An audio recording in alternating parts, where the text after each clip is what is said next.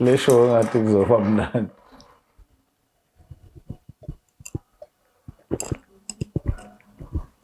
Uyaqeda? Hayi ngenzela ukukhuluma nje kahle. Ngikhululekile. Hayi siqeda impela straight. Hayi.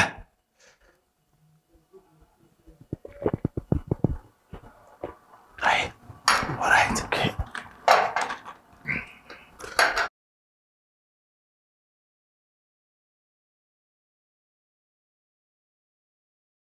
Alright, nina bendlo venamandla, nina bendlo nje nophaphe ekhanda enhla nasezantsi sabingelela ifundazweni zethu zonke ikhona eNingizimu Afrika.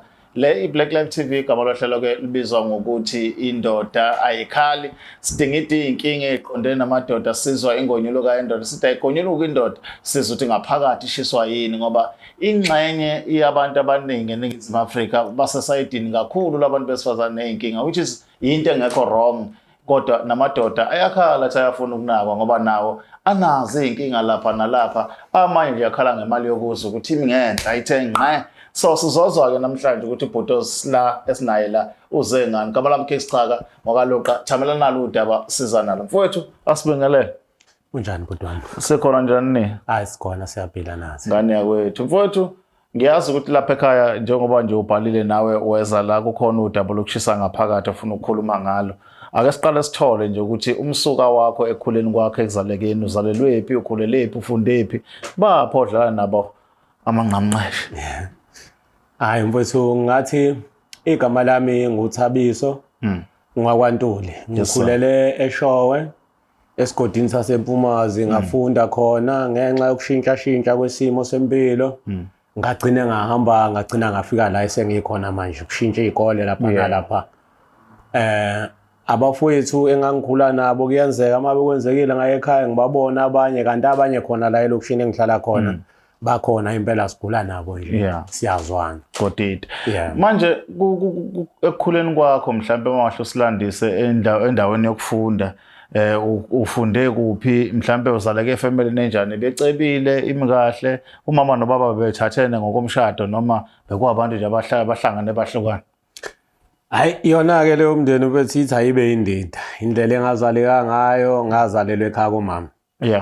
Kushuthi uma nobaba babezwana ngendlela babezwana ngayo okuthi mhlambe ubaba mengibuka kwakuyindoda ayingenawo amandla ngaleyo ndlela ngoba noma ngeke ngize ngisithole izizathu esabahlukanisa nangesikhathi esakhula ngaso thina ongavumelekile ukuthi ungabuza umama ukuthi uhlukaniswe yini noma awusuthi nduku kwakuyinkinga nje ayike kanjalo. Kodwa ke ekukhuleni kwami ngakhulela komalume ngaqala ngafunda isikole ngangisifunda kwenye indawo engangihlala kuyona kuthiwa iseMpumazi negama lakhona kuthiwa iseMpumazi. Ngashintsha isikole lapho sekufanele sohlala kwenye indawo ngaseMandeni ngawufunda uthukela ngasuka khona uthukela njengoba sengilana ke eThekwini ke la ngagcina sengiqedela khona ukufunda kwami.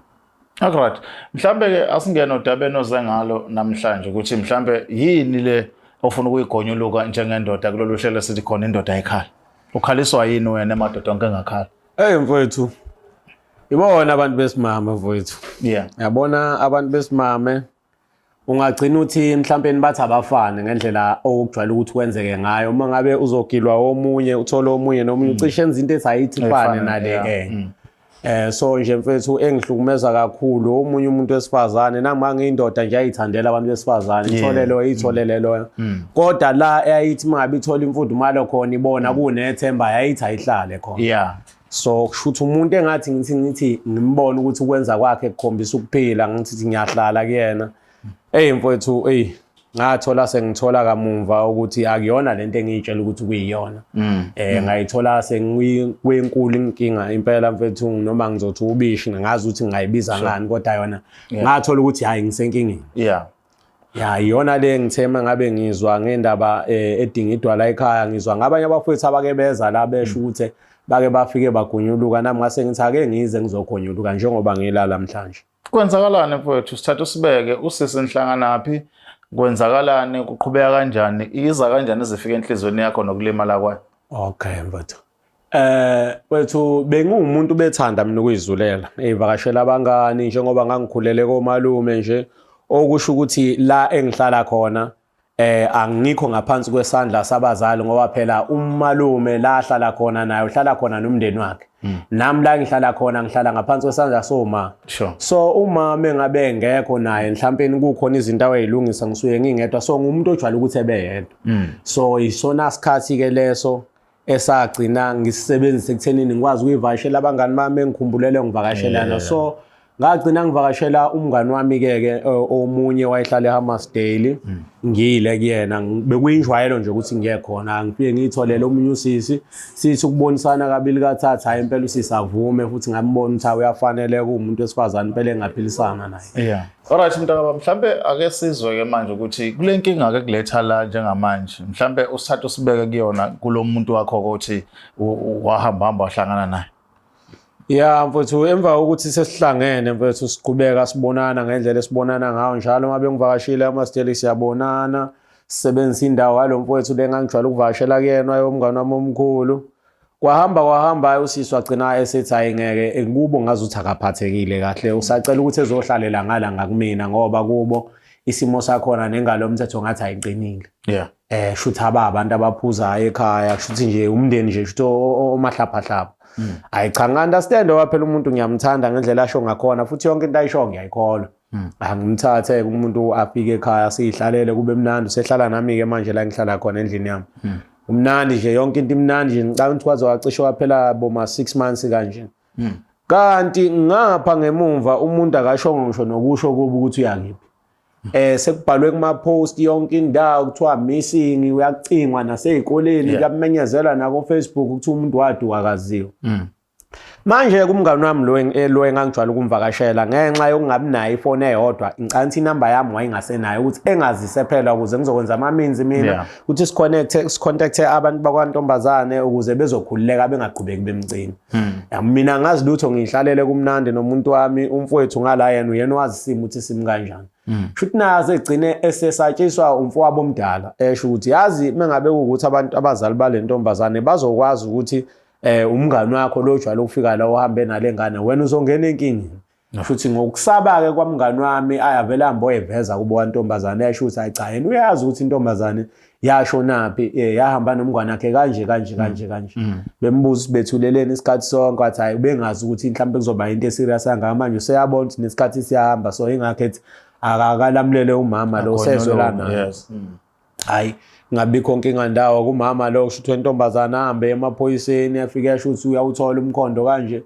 belayishane amaveni mhlawumbe 4 to 5 beza la kumina ngenhlanhla bangifica ngikho ekhaya bebefika ke khona bethi bayacinga beround umuzi ke bacinga le ntombazana abazithola umkhondo ukuthi kusho ukuthi ivalelwe la beyithola ke intombazane bengangitholi ke mina bethi bayangifuna ke bayithatha intombazana ayifuni ukuhamba ngenkani ifuna ukuhlala kwasho ukuthi ke bayi overpower phela nanokuthi bingekho ndala ngaleyo ndlela ukuthi isingakwazi ukuthi ithathelele lezo inqume kanjalo hayi emva kwalokho nami ngifonela umayintshe ethi ngalinge ngize la ekhaya kugcwele amaphoyisa ngale ntombazane engihlala naye owakwabuza njalo uma wami ngayo ukuthi iqhamukapi lengane bathini kubo ngamchazela lesi story sale ntombazane sisikanje uma naye wancoma ukuthi acha shuthi ngenze kahle fana nokuthi ngicoshe umusho ukuthi kahle adla nguSuperman lo muntu walesifazane lo ngamhlangisana naye yonke into imnandi nje kukuhle yabo kanti umuntu wesifazane ungitshela mangodwa ayikho yonke lento ayishona hayi emva kwalokho ke kushuthi abazali bami bezama ukuthi bekhuluma azama ukuthi akhulume noma wentombazane bezwisane uma wentombazane axola asho ukuthi cha ngeke zelifake icala ngoba into esidla manje ukuthi mina ngeminyaka ngithe ukuthi xaxa entombazaneni okuwukuthi shuthi babezongithatha ngekidnapping ukuthi umuntu wesifazane ngimkidnappile yize noma mhlawumbe ngangeke ngigwetshwa waphela intombazane yayisesayidini lami kodwa ngesimanga seminyaka mhlawumbe wangenzeka mina ngicine ngonjeleka ngalokho ngoba iminyaka ayivumi hayi bexoxisane ke noma hayi bexoxisana ethi ufuna inhlawulo yakhe engangenkomo hayi akhala uma athena kajiki ufuna nemali zakhe ubesehle enyuka ecinge ibhedlele ecinge ngomamoshara endaweni nje eziningi ezihlukahlukene ewaste imali yakhe so ufuna ukuhlawulisa mina ngenxa lezo zinto zonke hayi nami ethi mabe ngitshela uma sizama ukuhlanganisa imali ne-stepfather ke sasikhona wayizwana naso sihlanganisa imali asikhokhe le mali ngihambiswa bayithe ufuna uhanjiswa yimina nami uyayihambisa nje ngiyasaba vele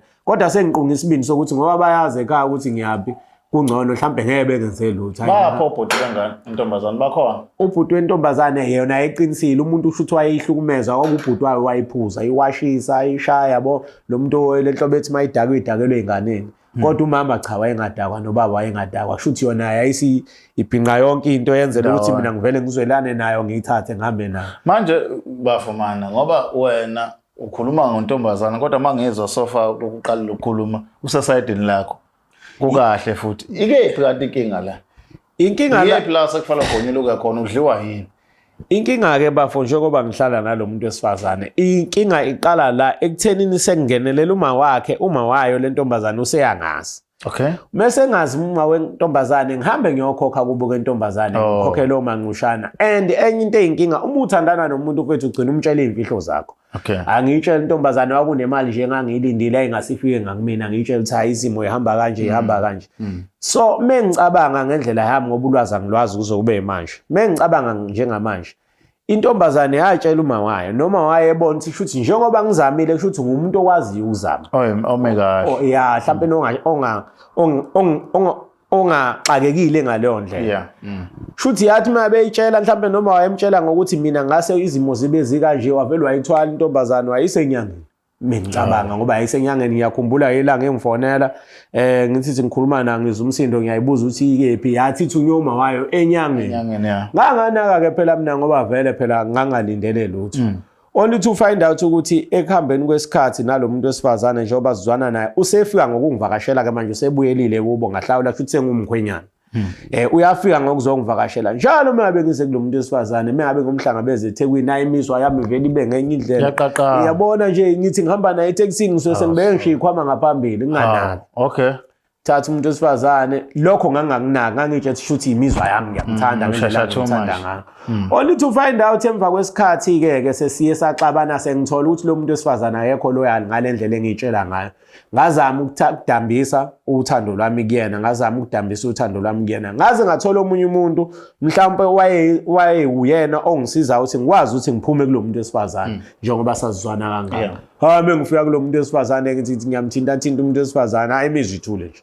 Akuyindawo ngiyabathe hayi lutho angitshe mhlawumbe nginenkinga ngithi ukudrayisa ngiphinde lenyonga as usual yabo khambe isikhathi hayi ngiphinde ngithi ngiyaqhubeka hayi lutho hayi akwenzeki lutho bese ngiqala sengibuyisa umqondo uthi hayi man angaze ngibe nenkinga engaka futhi akekho umuntu omncane njengami ongaba nenkinga efana naleyo umuntu wesilisa abanye umuntu wesilisa imizwa isuka isebenza baze befike ngisho ngo-70 yabo. So ngaxakeka ukuthi inkinga ikephi lapho bese ngiyibukisisa lento uyena lo muntu wesifazane ngase ngiyayilandela ke lento kulo muntu wesifazane ame ngithi ngiyamconfronta ngiyayibuza lento yena uyayiphika and futhi uvelelwe ngokuthi ngiyithatha phi lonto yini lebengiyenza ekuthenini ngize ngibone ukuthi kwenzeka nje okusho ukuthi angikwazi ukuconfess ukuthi benginomunye umuntu wesifazane yabo ngoba manje lento iyangibopha yabo ubambekile manje ukusho ukuthi ubaba kavuki ubumthestabo uzomuthi kavuki anti yabo so sengifana nomuntu osolayo osola into engekho okwenza ukuthi lo muntu wesifazane ekwazi ukuphika nakangcono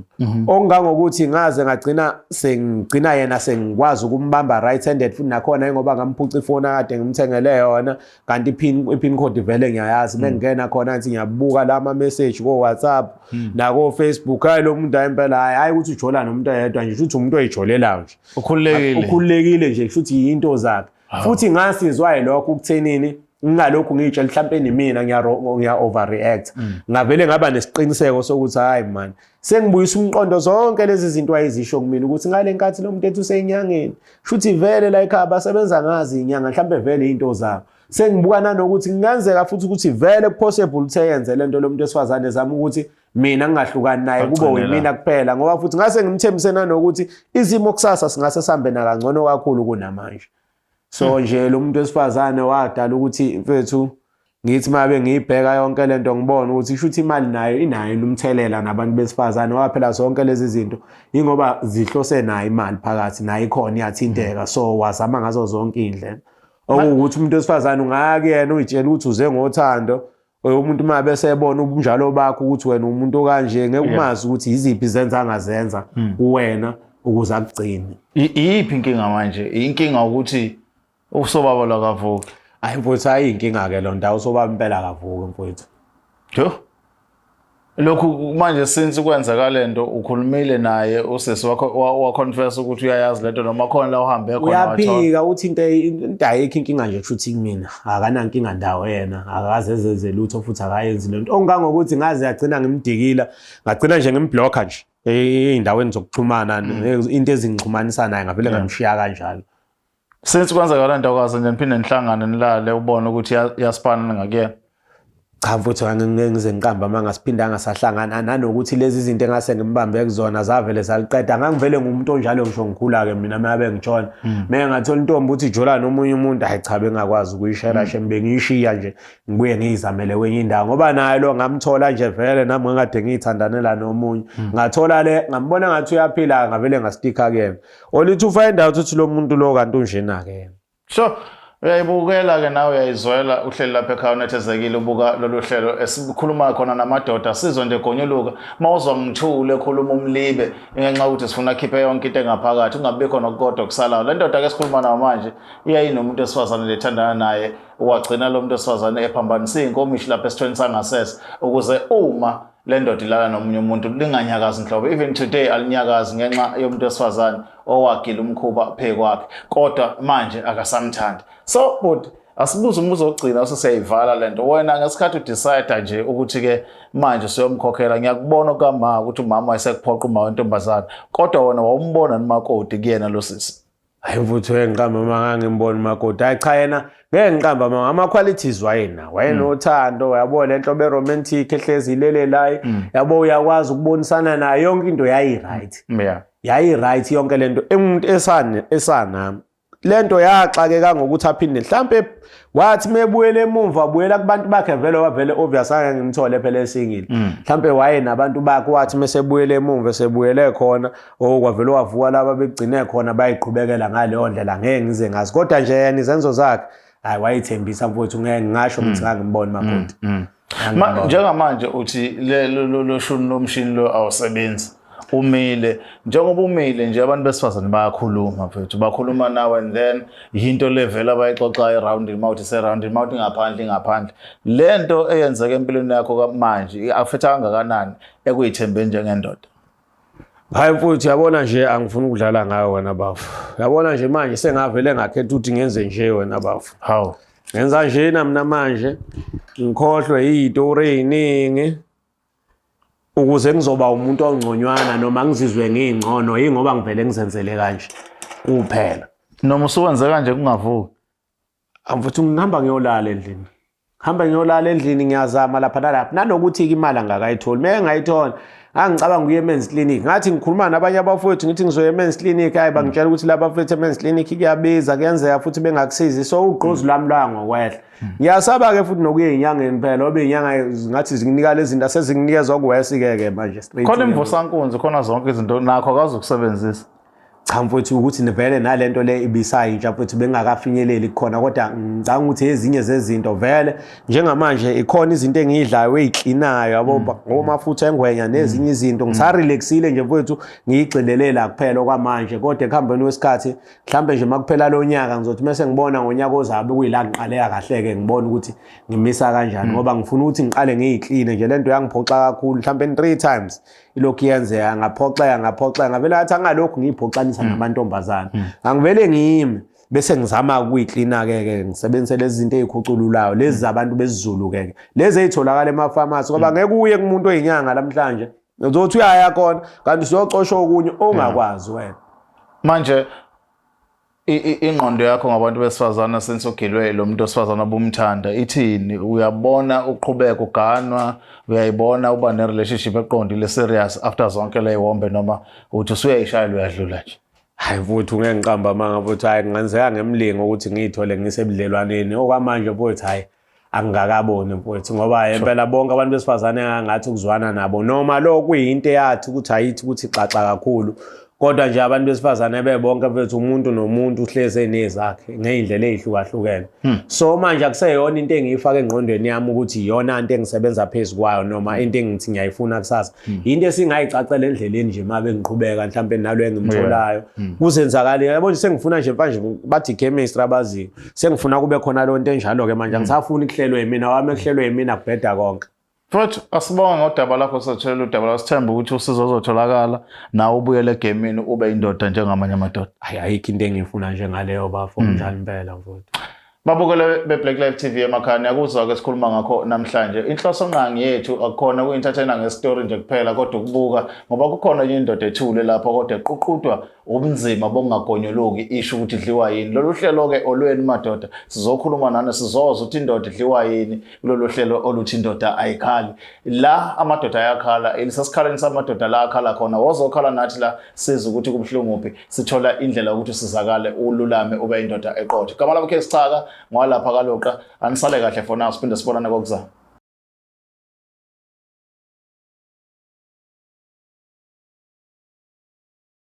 Ngihleli ngedwa la ngifisa ukunichazela kabanzi ngokuthi iBlack Live TV is in partnership with uEasyBet. So ikhona ke ilink lapho kwi-description mekukuthi umuntu othanda ukubheja mhlambe ubuka ibhola noma mhlambe amahashi noma yini lezi zinto enithanda ukubheja ngazo nje ningakhona ukubheja nisebenzisa i-promo code ethi black50.